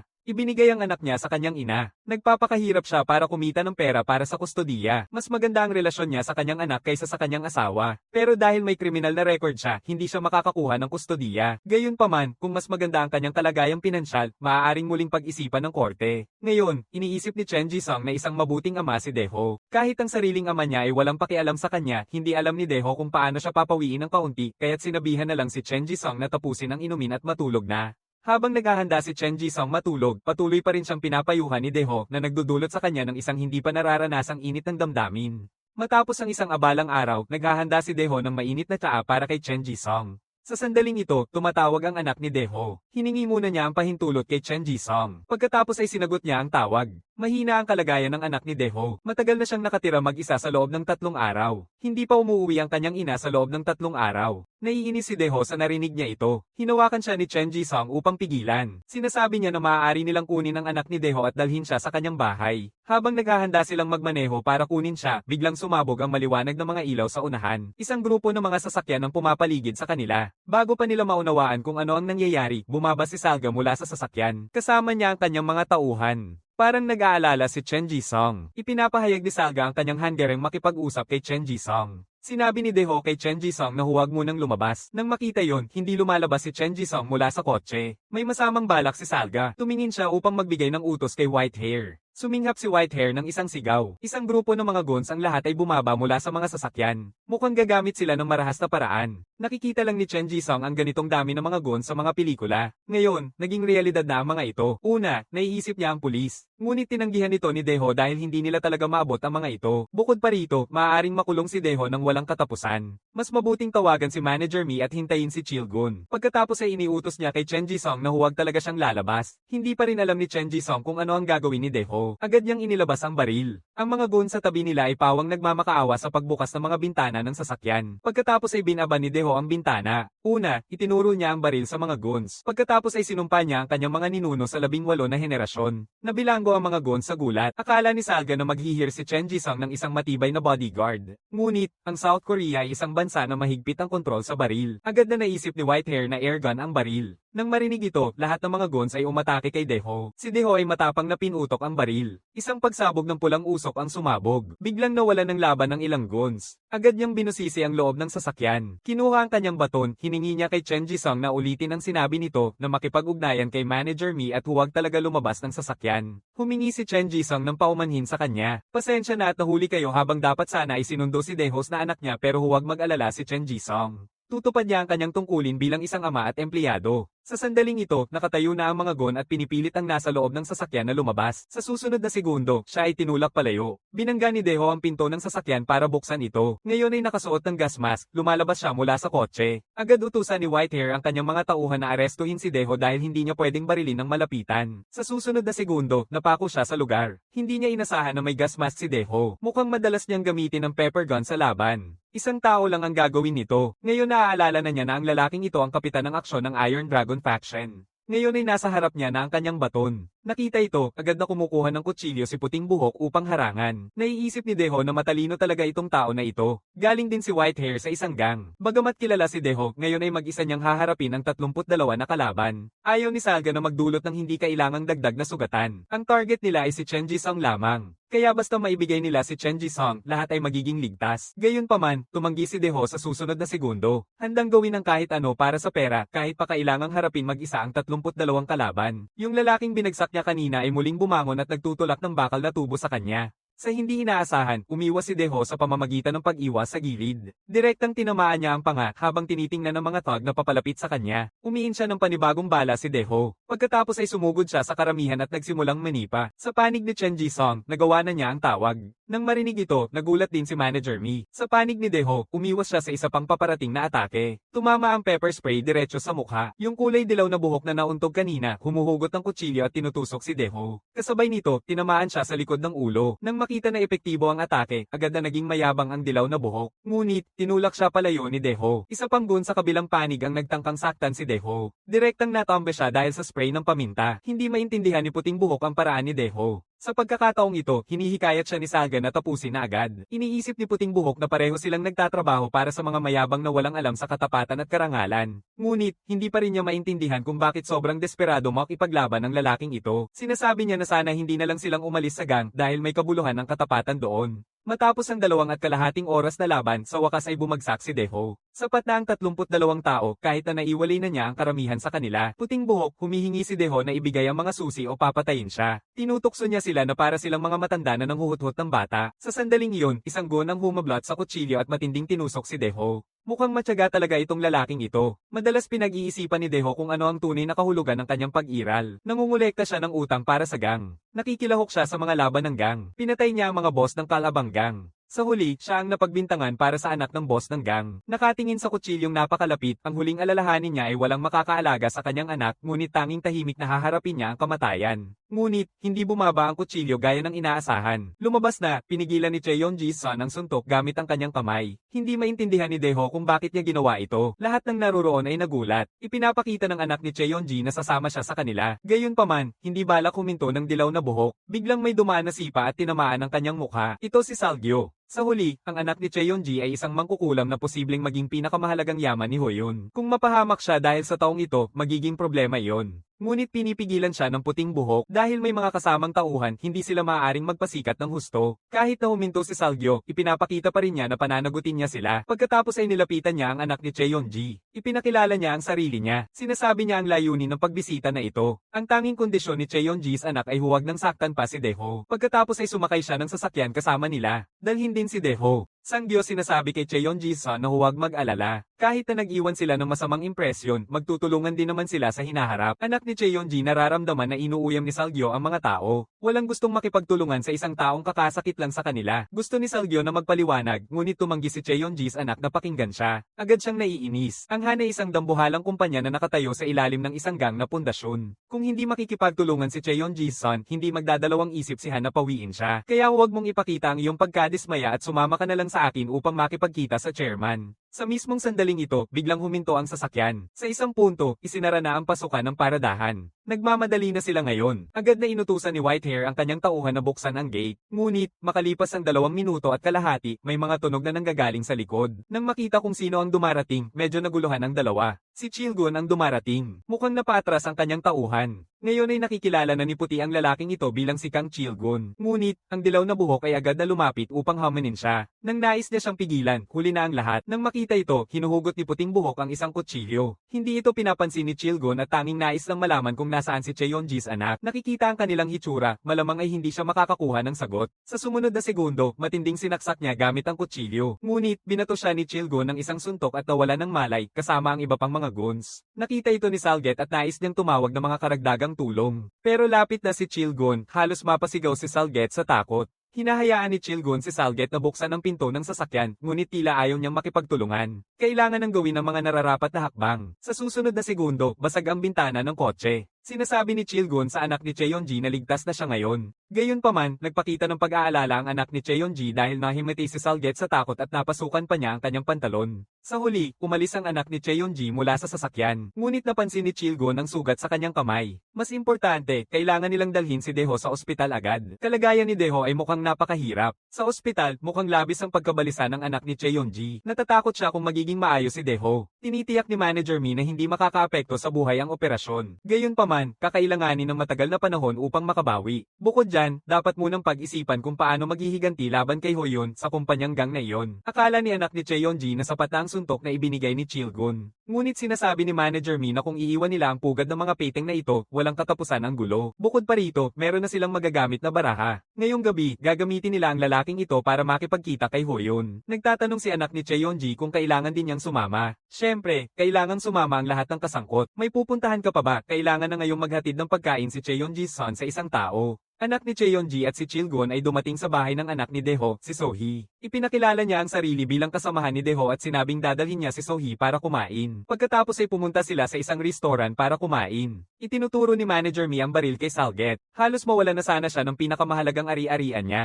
Sabi ni Salget na wala siyang balak pumatay ng kahit sino. Si Manager Mi ay sinabihan siyang tumahimik o papapakan niya siya ng buhay. Pagkatapos kumain, dinala ni Cheonji's son si Sohee pabalik sa bahay. Agad na nakikita ni Sohee ang isang larawan niya kasama ang kanyang ama. Pagkatapos ay tinatanong niya ang anak ni Cheonji kung kailan makakabalik ang kanyang ama. Anak ni Cheonji ay pawang nagsisinungaling na abala si Daeho sa trabaho. Bago nito, sinabihan ni Cheonji ang Sohee na ituring ang lugar na ito bilang sarili niyang bahay. Magbibigay siya ng numero ng telepono. Alam ni Sohee na aalis si Cheonji's son at tinatanong kung saan siya pupunta. Sandali siyang nawala ng salita si Cheonji's son. Sabi niya lang na pupunta siya kausapin yung taong nagpapasaya kay Daeho. Ngayon ay may mahalagang bagay na kailangang asikasuhin. Pagkatapos, dumating si Cheonji's anak at ang kanyang grupo sa bahay. Tinanong ni Justin kung talagang kailangan niyang pumunta mismo. Sabi ni Manager Mi na nagkakaroon din ng pagpapakita ang boss sa kabilang panig. Sumusuko si Justin na talaga namang mga kawatan sila. Nag-aalala si Manager Mi na hindi nagdala si Justin ng mga bodyguard. Talaga bang ayos lang, parang walang pake si Justin. Kahit ano paman, ang kalaban ay makakagamit lang ng kutsilyo sa kusina o katulad nito. May baril siya. Anak ni Cheonji akala niya ito ay isang airgun lang. Pero sinasabi ni Justin na ito ay totoo. Narinig ko na inatake ka, nagsumikap ka.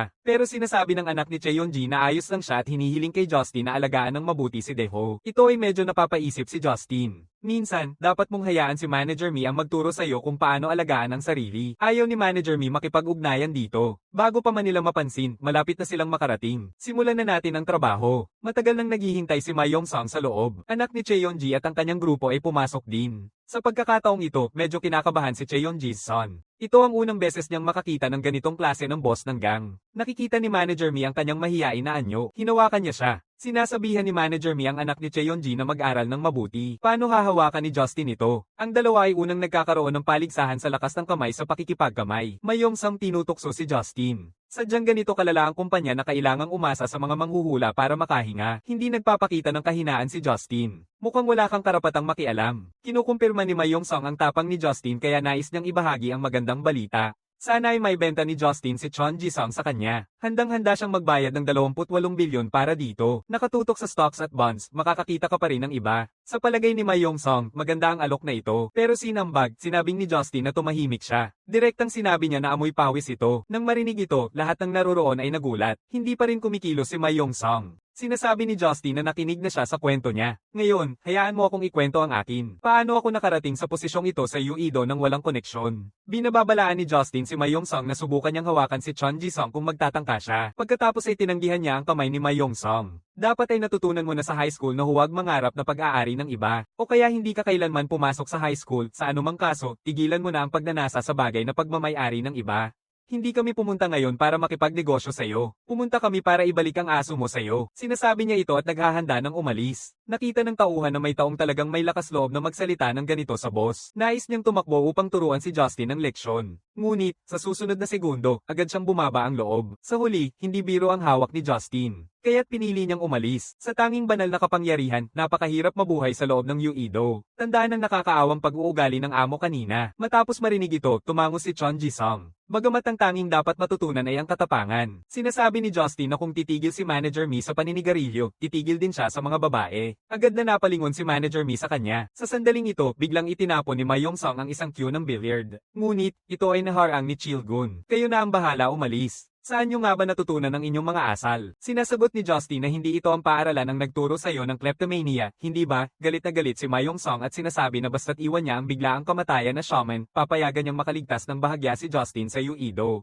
Sinasabi ni Manager Mi na may hangganan din ang pagiging walang katwiran niya. Balak ba niyang gumamit ng karahasan para takutin sila? Gayunpaman, sinabi ni Ma Yong-sung na kung hindi nila tatanggapin ang kanyang mga hiling, sira-sirain niya ang bawat ritual ng Gold Cross. Nakarinig nito, nagulat din si Manager Mi. Hindi kailanman inasahan ni Chon Ji-sung na may magiging sobrang walang kwentang tao. Nangangako si Ma Yong-sung na gagamitin niya ang lahat ng paraan para guluhin ang mga ritual hanggang sa mapariwara ang Gold Cross. Hindi ipoprotektahan ng pampublikong autoridad ang mga ritual na ito. Kaya kung hindi mo ibibigay ang shaman ng biglaang kamatayan, babagsak ko ang iyong kumpanya. Sinasabi ni Justin na ituloy lang niya. Hindi pa tiyak kung sino ang mamamatay at sino ang mabubuhay. Sa pagkakataong ito, tunay na silang umaalis. Ngayon ay hinihiling ni Ma Yong-sung na ipaliwanag ni Salget. Nangangatal si Salget na may dahilan siya sa kanyang kabiguan. Malinaw na hindi tinatanggap ni Ma Yong-sung ang sagot na ito. Ngayon ay kailangan niyang ilabas muna ang kanyang galit. Pagkatapos parusahan si Salget, sinabi ni Ma Yong-sung na bibigyan niya si Salget ng isang huling pagkakataon. Kung mabibigo siya ulit, hindi na ito magiging basta santukan lang. Ngayon, tuluyan na nilang sinunog ang lahat ng tulay kay Hun. Sila ay nagkakaroon ng maliit na pagpupulong. Sa palagay ni Manager Mi, masyadong padalos-dalos ang direktang deklarasyon ng digmaan. Hindi ito walang dahilan.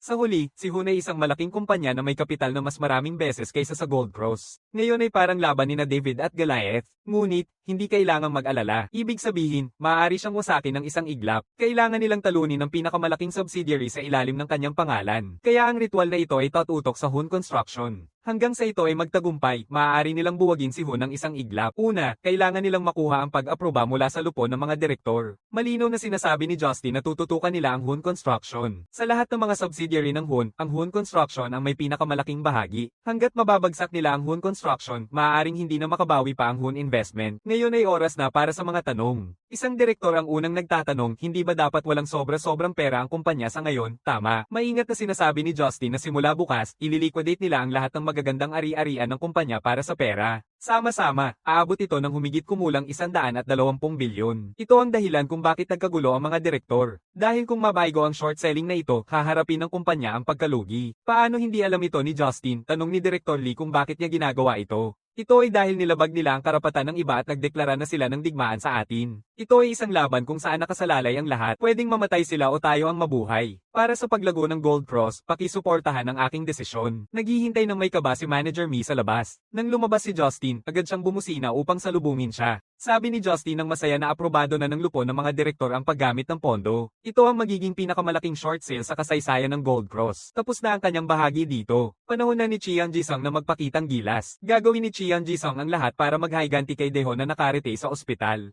Samantala, si Ma Yong-sung ay nagsasagawa rin ng mga estratehikong pag-uusap sa kanyang panig. Mabilis na lumitaw ang mga problema sa panig ni Chiang Ji-sung. Niloko ni Hun ang mga security at winasak ang kanilang lugar ng ritual. Higit pa rito, ang mga tambay na nakakulong ay tila walang pakialam na para bang inaasahan na nila ito mula pa sa simula. Hindi lang yun, maging ang mga truck na nagdadala ng mga materyales ay binabawi pa. Kaya nag-resign na ang mga kontratang katulong. Pati ang banda ay nakararanas ng mga banta. Kahit walang malaking nangyayari, hindi ito pwedeng magpatuloy. Nagsusumamo si Yurahi sa inis. Agad na umusad si Manager Mi at pinukpok ang noo niya. Agad na sumigaw si Yurahi. Maingat na sinabi ni Manager Mi na kailangan lang nilang pag-isipan kung paano isasagawa ang ritual. Ngunit, sa pagkakataong ito, nagkaroon ng ideya si Chiang Ji-sung. Kung hindi nila magagawa ang ritual sa loob ng isla, maaari ba nilang gawin ito sa labas ng isla, kahit na posible? Nasa loob ng isla ang kanilang kumpanya. Mas malayo sa target, mas humihina ang banal na kapangyarihan. Hindi ba halata ang sagot? Nagdudulot ito kay Chiang Ji-sung ng malalim na pakiramdam ng kawalang magawa. Pakiramdam niya ay nakabalik siya sa panahong iyon. Ito ay isang digmaan upang protektahan ang sarili. Isang digmaan na nakasalalay ang kapalaran ng kumpanya. Pero ngayon, hindi na siya makakatulong kailanman. Ngunit ang susunod na salita ni Yurahi ay nagbigay ng inspirasyon kay Chiang Ji-sung. Hindi kaya nilang gawin ang ritual habang nagmamaneho. Ito ang nagbigay kay Chiang Ji-sung ng matapang na ideya. Iminumungkahi niya na maaari nilang isagawa ang ritual sa loob ng sasakyan. Sa tingin ni Yurahi ay imposible ito. Sabi ni Manager Mi na maaari silang magtayo ng maliit na lugar para sa ritual sa loob ng truck. Sinasabi ni Chiang Ji-sung na nais niyang subukan. Para sa lahat, handa siyang subukan. Di nagtagal ay nagtayo sila ng isang lugar para sa ritual sa loob ng truck. Hindi maiwasan ni Manager Mi ang mapailing na ito ay isang tunay na nakakaantig na ritual. Nakatanggap na si Juan ng balita. Mag-e-expire ang short position ng Gold Cross sa Biyernes. Sa susunod na 3 araw, nananatiling hindi nagbabago ang presyo ng stock. Bagamat bahagyang huminto ito dahil sa short sale na 120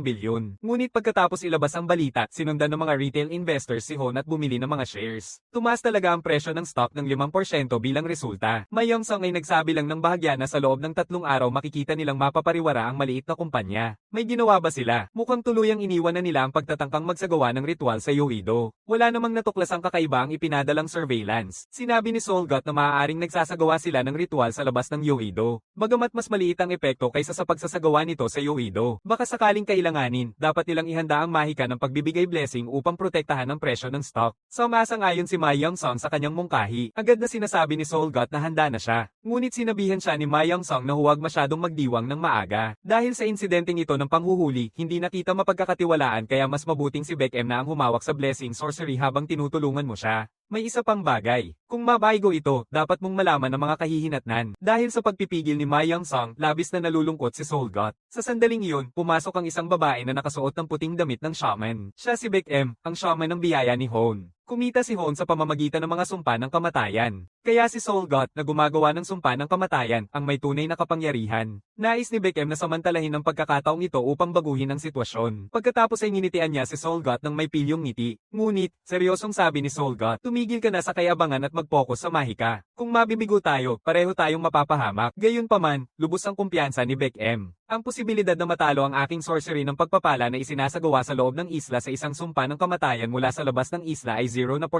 Agad siyang umusad, kumuha ng tibak at binuksan ang parol. Kasabay nito, tumugtog si Solgot ng gushing sa kanyang tabi. Sumusunod si Baek M sa ritmo habang nagsasayaw ng fan. Biglang lumitaw ang isang pinto sa harap ng kumpanya. Biglang sumabog mula sa loob ng tarangkahan ng isang puting ahas. Ito ang swerte na mahika, espiritu puting porcelain dragon. Nilalabanan nito sa pamamagitan ng pag-ikot-ikot sa kumpanya. Tinitingnan ni manager May ang lahat mula sa hindi kalayuan. Sa laban na ito, ipinadala na rin ni Hone ang lahat ng kanilang tauhan. Sa sandaling ito, tumunog ang telepono ni Manager Mai. Tatawag na si Manager Kim. Handa na lahat. Maaari silang magsimula anumang oras. Gagamit si Chiang Jisang ng 2 bakal na kawad upang i-secure ang kanyang katawan at mapanatili ang balanse. Bigla niyang napansin si Yurahi na hirap umakyat sa kama ng truck. Pumunta siya rito upang dalhan si Chiang Jisang ng mga earphone. Pagkatapos magsimula ang ritual, ipapadala ang musika sa pamamagitan ng earphones. Sa panahon ng ritual, hindi niya dapat tanggalin ang mga ito. Naiinis si Yurahi tungkol dito. Bilang isang support na shaman, hindi siya makakasama kay Chiang Jisang sa pagkakataong ito. Naiintindihan ni Chiang Jisang na ito ay dahil sa limitasyon sa espasyo. Mag-fist bump muna sila bago simulan ang matagumpay na paghihiganti kay Deho. Habang unti-unting nagsasara ang pinto ng truck, binibigkas din ni Manager May ang utos. Sumusunod ang 2 sasakyan at nagsisimula ang isang truck na magbigay ng escort. Nararamdaman ni Chiang Jisang ang mga panginginig sa ilalim ng kanyang mga paa.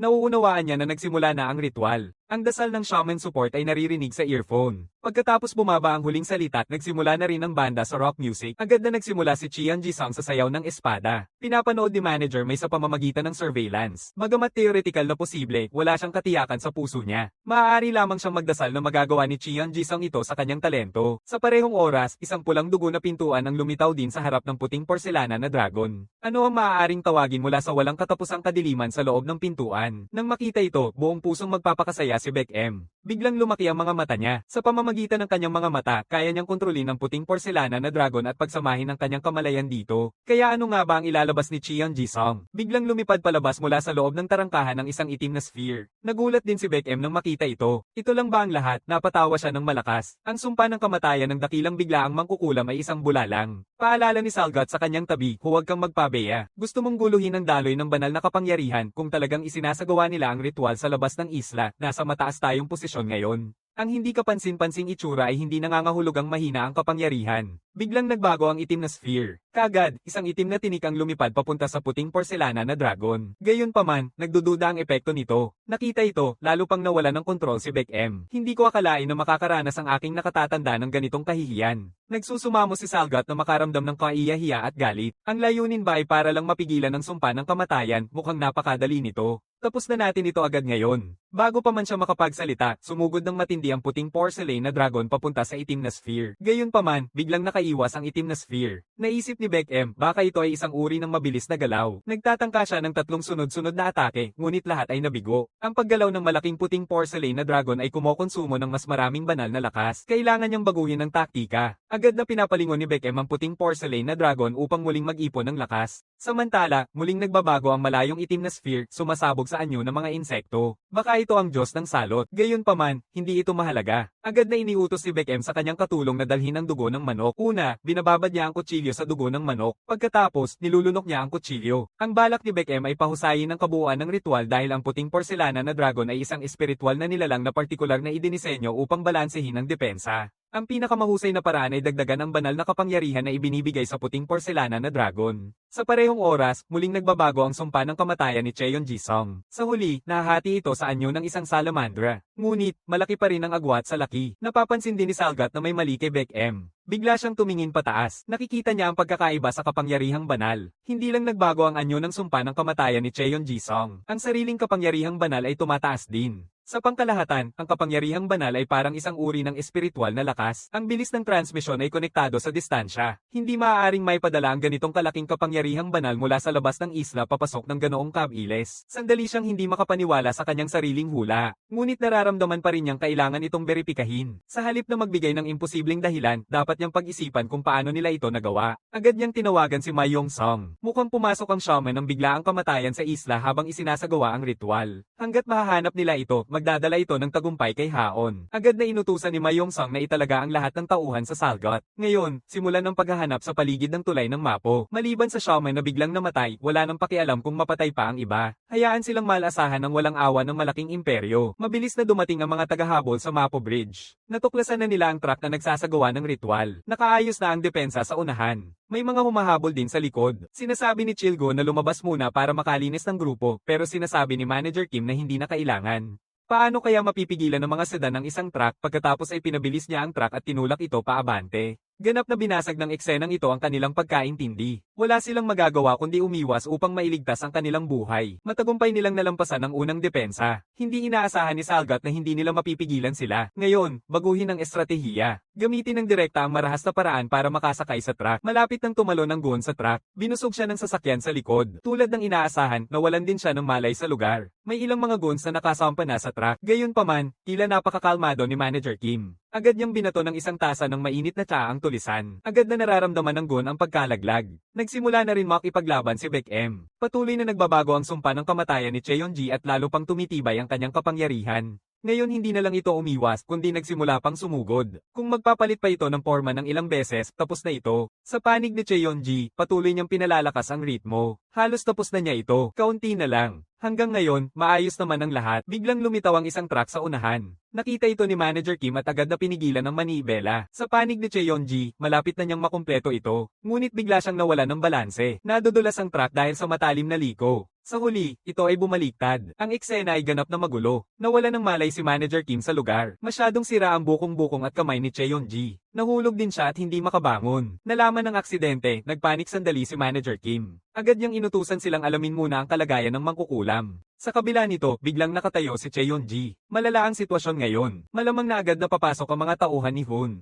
Lumapit si Cheonji sa pinto ng truck. Lumakad siya palapit upang hilahin. Pilit niyang pinunit ang matibay na pinto ng truck. Kasalukuyan ay nasa napakasamang kalagayan si Cheonji. Mas masahol pa, dumating na ang mga tauhan ni Hun. Unti-unting nawawala ang sumpa ng kamatayan ni Cheonji. Ito ang pinakamasama sa lahat. Mukhang ayos na lahat. Ngunit sa pagkakataong ito, muling nagising si Cheonji, tinitingnan ng labanan sa labas at ang kanyang mga basag na daliri. Hindi siya makakaya ng kahit anong lakas. Parang nananaginip lang siya. Nakakuha siya ng atensyong hindi niya kailanman naranasan dati. Nakatira siya sa isang lugar na hindi niya kailanman naranasan dati. Sinubukan niyang kumain ng mga bagay na hindi niya pa natitikman. Ibinigay sa kanya ang mga bagay na hindi niya kayang ibigay sa sarili niya. Mayroon din siyang isang grupo ng mga mahalagang kasama. Hindi gustong magising ni Cheonji ng ganito. Gusto pa rin niyang ipagpatuloy ang panaginip na ito, pero ngayon ay hindi niya alam ang gagawin. Ngunit, may isa pang Cheonji na nagsasabi, gawin mo ang kaya mo. Parang naisip niya ang isang bagay, dahan-dahan siyang bumangon. Ang tanging magagawa niya ngayon ay ipagpatuloy ang ritual. Ginagamit niya ang lahat ng kanyang lakas para ianggat ang altar. Nakita ito ng lahat, tumigil silang lahat sa pakikipaglaban. Gusto bang ipagpatuloy ng sugatang lalaking ito ang ritual, agad na itinaas ni Cheonji Song ang kanyang kasangkapan sa ritual. Gagamitin niya ang lahat ng kanyang lakas para muling isagawa ang sayaw ng taybak. Dugo ang dumadaloy mula sa kanyang anit, nagkukubli sa kanyang paningin. Ang sakit mula sa kanyang pinalikot ng mga daliri at bukong-bukong ay kumakalat sa kanyang mga nerbyo. Ang sakit ng ulo dulot ng concussion. Ang mga debris na nakakalat sa truck. Ang labanan sa pagitan ng mga goons at bodyguards. Ang hindi maintindihang nakikita sa kanilang mga mata. Isang binatang lalaki ang nagsasagawa ng isang ritual. Ito lang ang magagawa niya ngayon. Halos hindi makahinga si Salga sa tabi niya. Bilang isang taong nakakaramdam ng banal na kapangyarihan, nararamdaman niya ang agwat sa pagitan niya at ni Cheon Jisung. Para siyang lumulubog sa malalim na dagat. Gayunpaman, nananatili sa kanyang isipan ng mga banta ni Ma Young-sung. Agad siyang nakabangon sa kanyang pagkakaalipin. Nasa ganap ng kawalang sarili ang lalaking ito. Kung magpapatuloy ito, mawawala sa kontrol si Baek M. Kailangan gawin ang mga kinakailangang hakbang. Lahat ng mga guns ay umatake kay Cheon Jisung at sa kanyang grupo. Muling naging halata ang numerong kawalan. Sa huli, tanging si Chilgun na lang ang natira. Pinipilit ni Salga na makalusot sa tao, mukhang isang mapagmataas at palalo na tao na nananalo. Pinagtatawanan ni Chilgun siya bilang isang taong hindi pa marunong umihi ng maayos pero masyadong maraming sinasabi. Labis nitong pinapagalit si Salga kaya agad niyang gustong ipasok ito sa kamatayan. Biglang pumaroda ang isang van sa harapan nila, pinipigil ang kanyang galaw. Maraming tao ang bumaba mula sa sasakyan. Lahat ng mga taong ito ay dinala ni Daeho na dapat ay nasa ospital. Dumating siya ngayon para bayaran ng pagkain ng kanyang anak na babae. Agad niyang muling binubuo ang sarili niya. Lahat ng mga bodyguard ay sumugod sa mga goons. Sa parehong oras, nagsusumigaw si Manager Kim na bumangon. Kinokonekta niya ang kanyang telepono sa sistema ng sasakyan. Biglang pumuno ang musika sa eksena. Halos tapos na ang ritual ni Cheon Jisung. Pagkatapos, isang makapangyarihang madilim na enerhiya ang sumabog mula sa paligid ng kanyang katawan. Mabilis na naabot ng madilim na enerhiya ang puting porselana na dragon. Inaatake nito ang tiyan nito. Agad namamaga ang tiyan ng puting porselana na dragon. Sa pangkalahatan, walang saysay ang pagbuhos ng lakas sa isang sinakmal na Diyos. Ngunit, sa susunod na segundo, nagsimulang mawala ng kontrol ang puting porselana na dragon. Agad na lumipad mula sa bibig nito ang isang uwak. Sa huli, nagbago ito maging isang tiger. Pagkatapos, umatake ang tiger sa puting porselanang dragon. Lubos nitong winawasak ang pagkaunawa ni Baek M bilang isang mangkukulam. Ang Diyos na tinawag ni Cheon Jisung ay tinatawag na Black Ghost, isang espiritu na kumakain ng banal na kapangyarihan at takot na unti-unting lumalago. Sa pamamagitan lamang ng banal na kapangyarihan ni Cheon Jisung, naabot nito ang kasalukuyang laki. Ang puting porcelain na dragon at ang Black Ghost ay agad na nagsimula ng labanan. Direktang nawalan si Baek M ng lakas ng loob na tumutol. Pakiramdam niya ay nakaharap siya sa isang pader. Ang sumpa ng kamatayan na ito ay kaya pang makapagsalita ng mga salitang tao. Biglang nagsimula itong iikot ang ulo nito. Sa huli, pilit nitong pinunit ang sariling ulo. Pagkatapos ay nagiging isang lawa ng itim na dagat. Sa isang iglap, sakop nito ang buong paligid ng kumpanya. Nalaman din ni Baek M na misteryosong nagsisimula ng mawala ang kanyang banal na kapangyarihan. May kamay na umaabot mula sa itim na alon. Isang dambuhalang figura ang bumangon mula sa lupa. Sinasabing ang kanyang pag-iral ay naipasa sa salita sa 8 lalawigan. Gayunpaman, walang tiyak na paglalarawan nito. Maaaring ito ay dahil bawat tao ay may iba't ibang bagay na kinatatakutan sa kanilang puso. Biglang nagsimula magbago ang mukha ng higanti. Ang higanti ay nagiging bagay na pinakakinatatakutan ni Baek M, si Chairman Ma Young-sung. Sa isang iglap, siya ay nilamon ng takot kasama ang isang kawani sa kanyang tabi. May nagsabi na ang takot ay isang kumakalat na salot. Di nagtagal, ang focus ay lumipat kay Salga. Napatigil ng hindi sinasadya ang katawan ni Salga. Walang reaksyon na iniulat ni Puti ang sitwasyon ng laban sa kanyang tabi.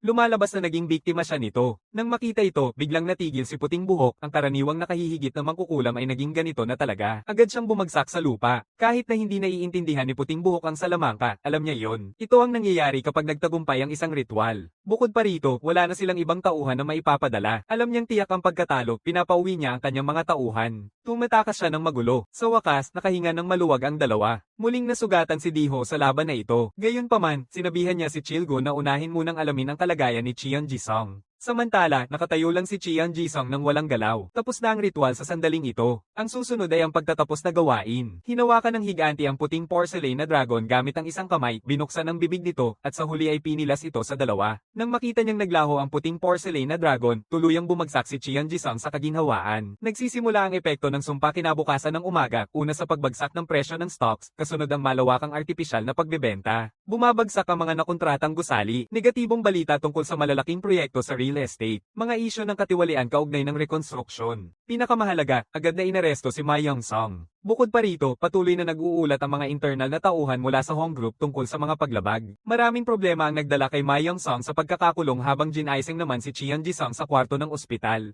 Humihinto siya at tinitingnan na naroon din si Daeho. Ang una niyang alalahanin ay ang kalagayan ni Daeho. Sabi ni Daeho kay Cheon Jisung na dahan-daang kumilos o maaaring matanggal ang mga tahi. Narinig ko na inalagaan kanya buong panahon at kahit na naipaghiganti niya ako, maraming salamat. Sabi ni Cheon Jisung, kung gusto mong magpasalamat sa akin, magtrabaho tayo ng matagal na magkasama. Sa huli, hindi madaling makahanap ng trabahong mataas ang sweldo. Paano magpapabaya si Diho sa trabahong ito? Iba pa nga ang dumating upang bisitahin ng dalawa pagkatapos nito. Nagtanong si Chian Jisung nang may pag-aalala kay Manager Mi kung ano ang naging resulta. Kung hindi bumaba ng malaki ang presyo ng stock, mapanganib ang gold cross. Hindi nagsasalita si Manager Mi. Kinuha lang niya ang kanyang telepono. Tumigil ng direkta ang kalakalan ng stock ng Hone Construction. Di maitatanggi, isang malaking tagumpay ito. Bumaba ang stock ng Hone ng humigit kumulang 30% sa isang araw. Kapag nagsimula ulit ang trading bukas, bababa na naman ito. Isa na namang kaaya-ayang pagtutulungan. Sa wakas, nakahinga ng maluwag si Chian Jisung. Salamat na hindi ito naging delikado talaga. Muling nagawa ni Chian Jisung ito. Sa pagkakataong ito, lahat ay sa kanyang sariling kakayahan. Bigla ang lumitaw si Yorahi sa pagkakataong ito, sinira ang atmosfera. Nais niyang malaman kung magkano ang kinita ng Gold Cross sa pagkakataong ito. Sinasabi ni Manager Mi na huwag kang magtaka kung magkano ang kinita ng kumpanya. Gusto mo bang malaman kung babawasan ang sweldo mo ngayon? Sinasabi ni Diho na wala siyang pakialam kung magkano ang kikitain niya ngayong pagkakataon. Nagkakasundo naman ang banda. Sa huli, itinatanong ni Yorahi kay Chian Jisung.